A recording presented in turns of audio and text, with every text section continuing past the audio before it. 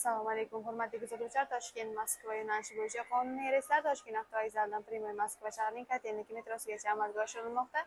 Haftada 4 kun dushanba, seshanba, payshanba, juma kunlari soat 18:00 da reysiy avtobuslarimiz jo'nab ketadi. Bundan tashqari Toshkent, Kazan, Ufa, Perm, Nijnekamsk, Nabrijniy, Chili yo'nalishlari bo'yicha esa seshanba, juma kunlari soat 18:00 da Toshkent avtovokzalidan reyslarimiz amalga oshiriladi. Sizga ham xuddi shunday ishonchli narxlarda ishonchli biletlarimiz kerak bo'lsa yoki joylaringizda onlayn xarid qilmoqchi bo'lsangiz, ekrandagi ishonchli raqamlarimizda qo'ng'iroq qilib savollaringizga batafsilroq ma'lumot olsangiz bo'ladi. Avtobusimizda siz uchun yaratilgan barcha shart-sharoitlar, qulayliklar mavjud bo'lib, 2 ta monitor, 2 ta kuler, zaryadchik moslamalari, qishin-yozin ishlaydigan konditsionerlar. Bundan tashqari siz o'zingiz bilan 50 kilodan 60 kilogacha yuk olsangiz bo'ladi.